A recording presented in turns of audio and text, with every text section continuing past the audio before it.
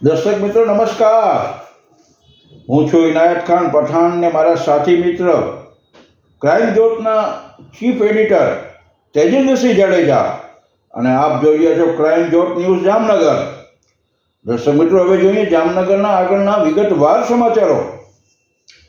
દર્શક મિત્રો, તાજેતરની અંદર જામનગરના બુદ્ધ વિહાર હોલ ખાતે મુંબઈની જાણીતી નામાંકિત ટીએસ ફિલ્મ પ્રોડક્શન અને તેના producer and director Kamruddin Siddiqui તેમજ ગુજરાતી ફિલ્મના જાણીતા પ્રોડ્યુસર એન્ડ ડાયરેક્ટર કે જેમણે ઘણી બધી ફિલ્મોનું નિર્માણ કર્યું છે એવા રાજુભાઈ વસાવવાની ઉપસ્થિતિમાં જામનગરના બુદ્ધ વિહાર હોલ ખાતે નવનિર્માણ પામેલી ભોજપુરી ફિલ્મ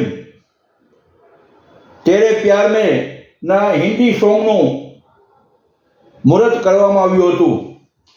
ત્યારે આ મુહૂર્ત શોટ નિમિત્તે જામનગર તેમજ મુંબઈ અને ગુજરાતના નામાંકિત ફિલ્મી કલાકારો ઉપસ્થિત રહ્યા હતા, જેમાં ગુજરાતી ફિલ્મોમાં ઘણી બધી ફિલ્મોમાં જેણે પોતે લીડ રોલ કરેલા છે એવા ગુજરાતી ફિલ્મોના કલાકાર કમલભાઈ પંડ્યા, ગુજરાતી સોંગના પ્રોડ્યુસર ડાયરેક્ટર ભાઈ શ્રી રાજેશ પૂંજાણી, દેવ ફિલ્મ્સના પ્રોડ્યુસર ભાઈ Shri Nilesh Dwivedi, crime જોટ ન્યૂઝના chief editor તેજેન્દ્રસિંહ Jadeja અને તેરે પ્યારના જે હિન્દી સોંગના લેખક રાઇટર ભાઈ શ્રી દીપક રાઠોડ તેમજ મુંબઈ તેમજ ગુજરાતથી આવેલા કલાકારોની ઉપસ્થિતિમાં મોટી સંખ્યામાં જામનગરના ભાઈઓ તથા બહેનો જે ફિલ્મી ચાહકો છે એ મોટી સંખ્યામાં ઉપસ્થિત રહ્યા હતા।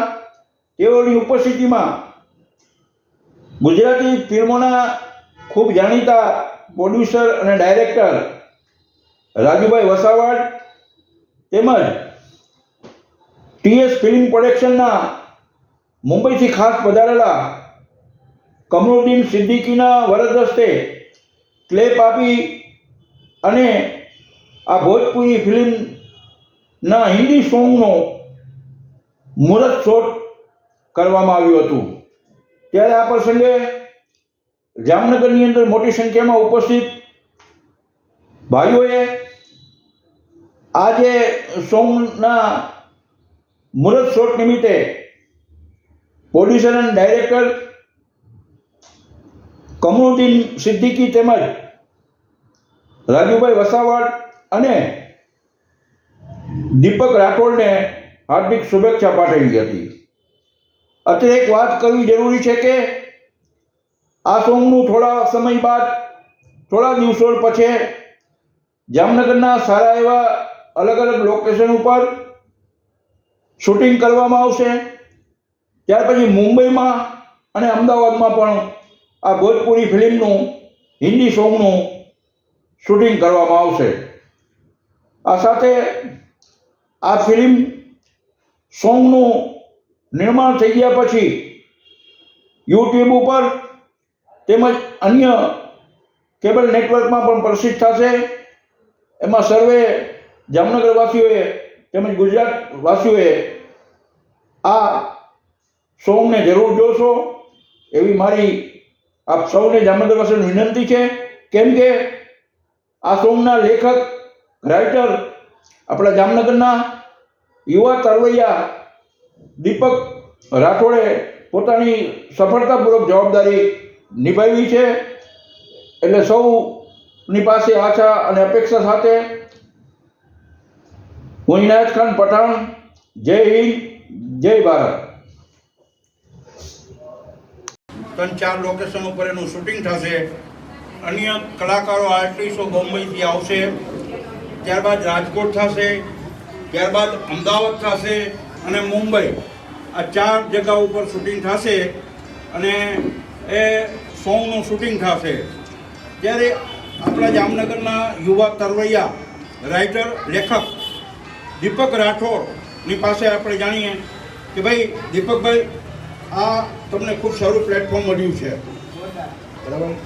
કમરુદ્દીનભાઈ સિદ્દીકી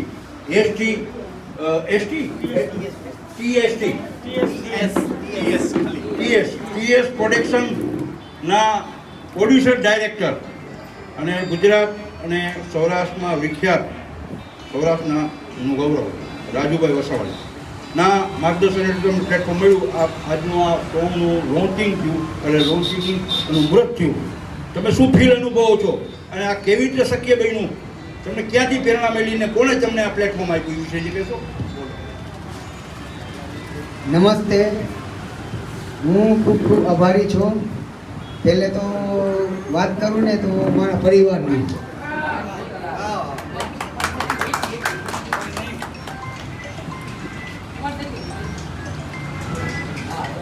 કે જેને મને અહીંયા સુધી પહોંચાડ્યો અને જે મને સાથ દીધો, જે મારા લાઈફ પાર્ટનર, મારી વાઈફ, એના હસ્તકે હું અહીંયા પહોંચ્યો. ઘણો સાથ દીધો, ઘણું કઠણાઈ હતી, પણ બધું ભૂલવાનું, આપણે આગળ વધવાનું, મને એમ કીધું. પછી મેં સ્ટાર્ટિંગ કર્યું જાન્યુઆરીમાં 2023માં. ત્યાંથી સ્ટ્રગલ કર્યું. 1 વર્ષ થઈ ગયું. 1 વર્ષ થતાં મને મુંબઈ જ્યાં હું ગયો હતો, ત્યાં મને આપણા કામરુદ્દીનભાઈ સિદ્દી છે, ડાયરેક્ટર છે અને પ્રોડ્યુસર, તે મને મહિલા મુલાકાત કરી, મેં એને વાત કરી અને એ મને સપોર્ટ આપ્યો પૂરેપૂરો.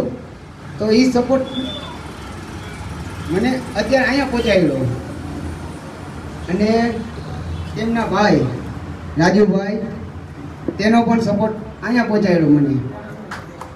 તો આ સપોર્ટ મને આખી જિંદગી મળે અને હું આનાથી આગળ જતો રહું એવી મારી મનોકામના છે. તો હું આવું કામ સારું કરતો જ રહું. બીજું મારે કાંઈ નથી જતું. તમારો બધાનો પ્રેમ જોઈશે. તમે બધા મને સપોર્ટ કરો, ઘરના પરિવાર બધાય, તો હું આગળ વધી શકું અને મારે વધવું જોઈએ. બીજું મારે કાંઈ નથી જતું. આપણે શું લઈને આવ્યા છે ને શું લઈને જાશી, બધું પડ્યું રહેશે. આપણું નામ હશે ને એ બોલાશે. જેમ બાબા સાહેબનું નામ બોલાય છે એવું રીતના આપણું નામ બોલાવવું જોઈએ. મારું શું કે મારા પાછળ બીજા આવે એનું શું, હું આગળ જઈશ તો મારા પાછળ 2 જણા બીજા આવશે. જો હું ના આગળ જાઉં તો મારા પાછળ કોઈ ના આવે. એ સમજીને હું આગળ વધું એવી મારી શુભકામના. મારું એવું મનનું છે બધું, મારું સપનું. આજે મને ખબર નથી હું ક્યાં ઊભો છું, તો મારું સપનું પૂરું થતા આવી સાથે.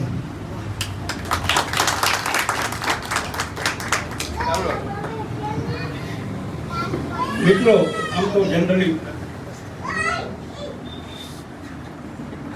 જનરલી છે ને, હું પણ એક સિનિયર પત્રકાર છું કે આવું બહુ કોઈનો વર્ક ટાઈમ લઉં નહીં, પણ જીવનના 35 વર્ષ પત્રકારિતામાં ગયા છે કમલેશભાઈ.